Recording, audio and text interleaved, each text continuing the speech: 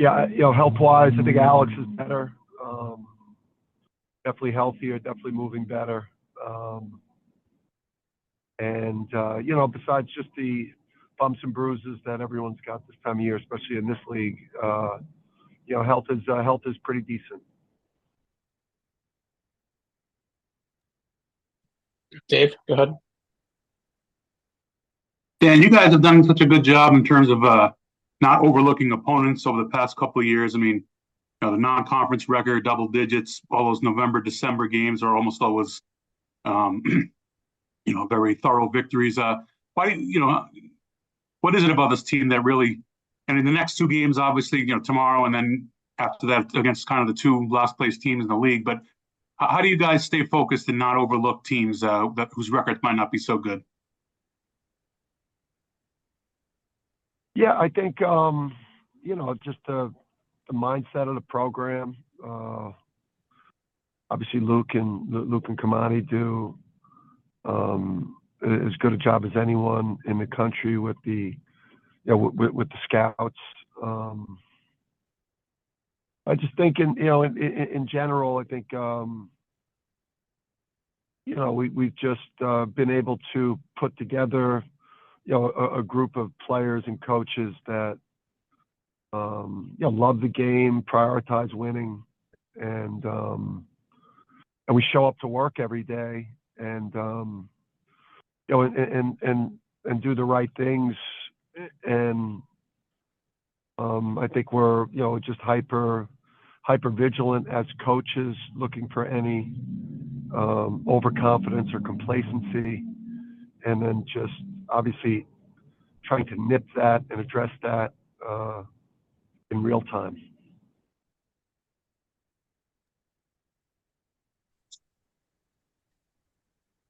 Go to Gavin.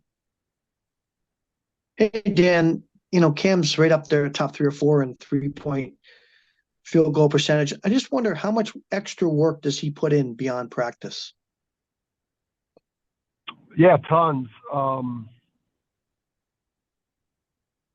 think that's kind of what it was an appeal for Cam to us. Just the gym rat culture that we have. There are always basketballs bouncing outside of the practice block. So Cam's just always in there, and if he's not, he's the guy that's trying to get first copy of the opponent's edit, scout his matchup, their style of play. Living in the gym with his shooting and working on his game.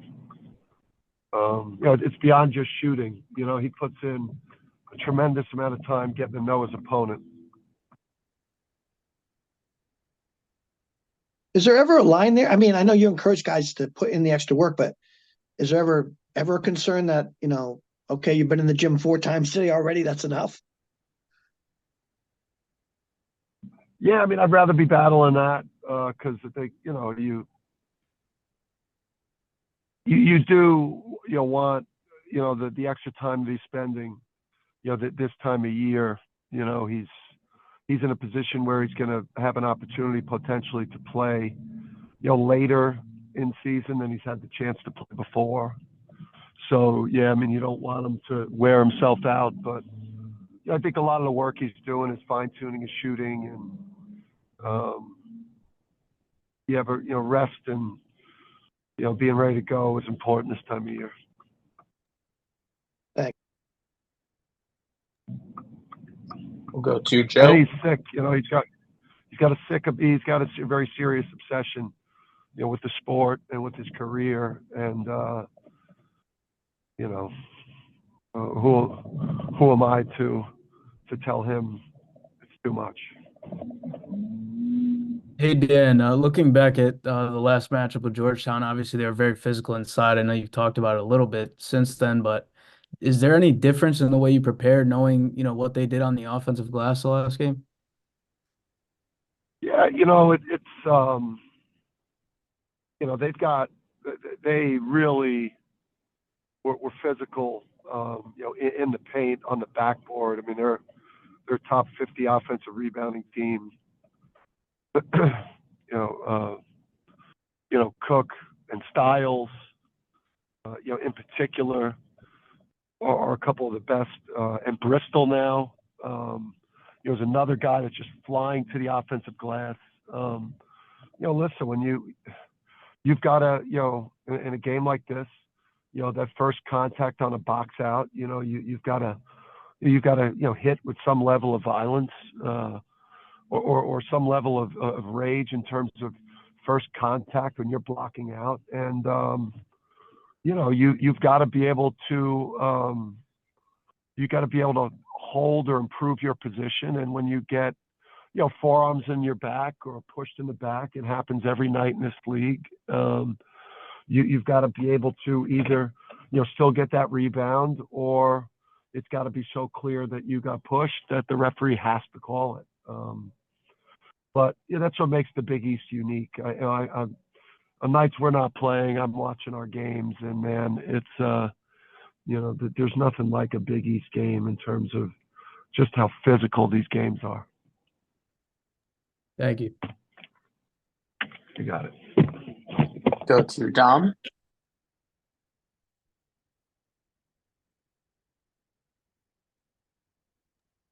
There you go. Hey, Dan, I know around the first of the year, you said one of your goals for these couple of months was to have more depth for the, 7, 8, 9 guys on the bench to be more playable when you got into the latter part of the season. How is that progressing in your mind? Do you feel like you've made some progress in that area? Not, I think not as much as we'd certainly like to be at this point, at this particular juncture. I do feel like the other night that, Stu should have gotten, another run, in the second half, based on, he was solid. Obviously, I think if he finishes that second shot at the rim, it probably, changes, my confidence in playing him more solo and giving them more opportunity. The onus is on me. The onus is on those guys. I think in particular, they've got to do things on the court that makes me want to keep them on the court. But then I also have got to, get them opportunities earlier. Sometimes when you're in our position and you've built up as much equity as we've built up this year, in a way you start to maybe coach a little too protective. So it's something that, we've talked about. I talked to Kamani and Luke and Tom, suggest harder to get those guys in there, be more forceful because we need to be at least 8 strong, if not 9. So, long answer. We'll go to Roger. Dan, how did Steph react the other night to a few struggles? Do you see a maturity in him? I mean, did you respond well in practice the last few days? It gives you some encouragement the kid's really on the right path. Yeah, I mean, I don't, I didn't encourage him. I think, he had a great week. I mean, he might have been, he was maybe our best player on a team that's doing some great things for last week in terms of offense, defense, winning plays, toughness.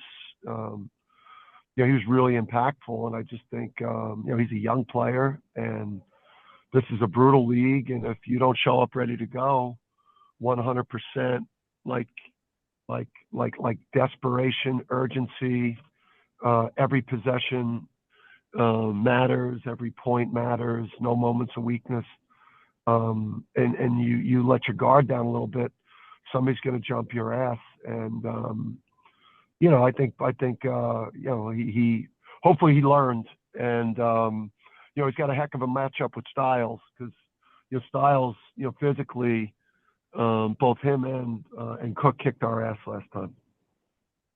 And you only have a month left of the regular season. What are your priorities, things you really want to shore up that allow you to get to where you want to go this year? Yeah, I think just just getting this group healthy and hopefully avoiding any injuries and really finishing the regular season strong. I think the whole point of this to make yourself as strong and as trying to avoid being vulnerable in tournament play and finishing regular season is just to have no holes in what we're doing. Elite level of efficiency on offense. A top elite level defense, a team that's going to win the backboard, a team that's going to play harder and hopefully be better prepared than the opponent. Obviously things like transition offense, finding easier baskets in transition, the depth piece are obviously other things that, playing deeper team in terms of our own rotation.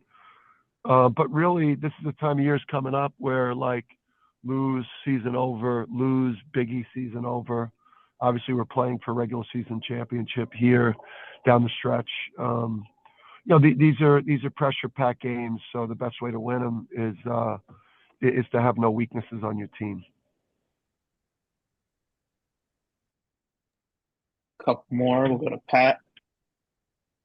Dan, UConn has had some famously outspoken parents over the years of players. I was wondering what your philosophy is in terms of dealing with mom and dad in the recruiting process and then talking to them about what their role should be or should not be at UConn and how much luck you've had with that.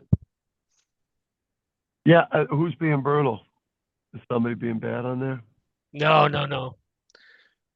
All right, because I the best the best thing I've done is get off there.